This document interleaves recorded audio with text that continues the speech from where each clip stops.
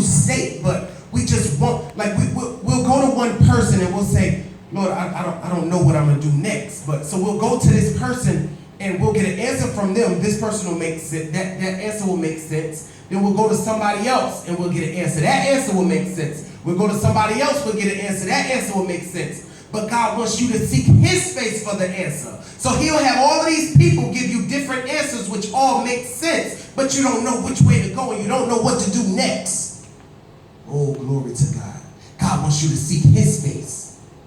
You know, God wants us to rely on him, y'all, because he's our source. You know, God is our source, y'all. He wants us to depend on him. You know, say, seek first the kingdom of God and his righteousness, and all these things will be added unto you. But you got to seek his face. You got to say, Lord, I don't know what to do, Lord. I don't know what to do next, God. You know, so I'm coming to you, God. Lead me and direct me and guide me, oh God, to the answer, Lord, to that thing that you would have me to do, God. That next place, oh God. Lead me, God. Guide me. You know, but all in the same token, you're getting a closer relationship with him, because he's teaching you how to hear his voice. You know, God is always talking, y'all. God is always talking, but it's like, are we listening? You know, we want God to do things for us a lot of times, but we're not willing to change and to go into a place in him. Let me tell you one thing, y'all. I believe that fasting is so important, and I believe that when you fast, it's pushing that plate back. It's saying, flesh, you're not going to be in control of me. Fast, and you say, I'm not going to eat until a certain time. I don't care what's going to happen. I'm not going to do it. Because, God, my relationship with you is more important than food. Oh, glory to God. My God.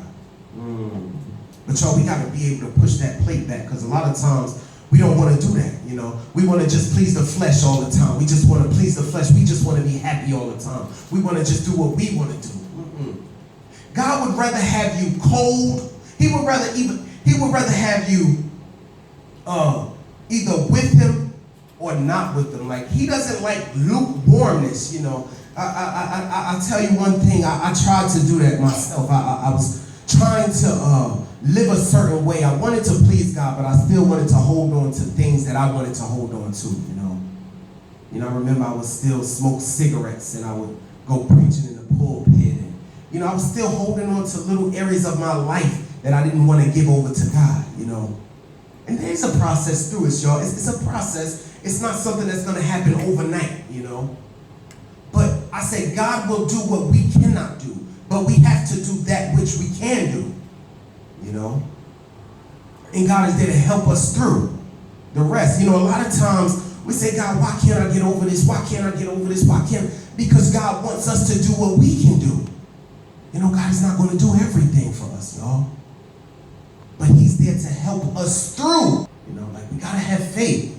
And faith is believing what you don't see a way out of. You know?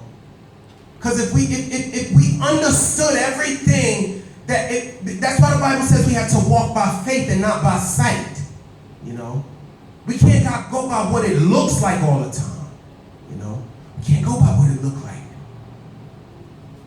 You know? If we understood everything that we went through, why would we need God? We wouldn't need faith. We wouldn't have to rely on anything, because everything would make sense to us. And I'll tell you one thing. One way that you know God is in your situation is when it does not make sense to you.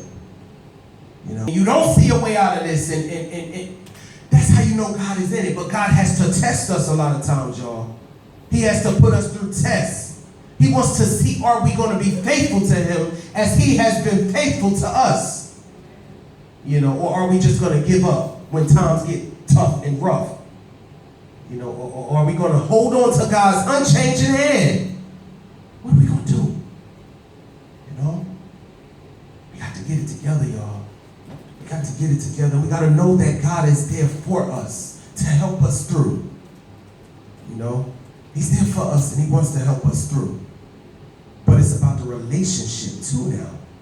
We got to have the relationship with him. You know, and how can you have a relationship with somebody if you don't believe in them? You know, that's why it's impossible to please them without faith. Faith is believing in God, believing that he's going to pull you through, that he's going to get you through that rough time that you're struggling with, you know. And I always say this, but what we go through, y'all, it's not for us. It's somebody that needs to hear that testimony, you know. We can't hold on to these things and not tell about the goodness of God and all that he does for us. You know, he doesn't bring us through victories for us to keep it to ourselves.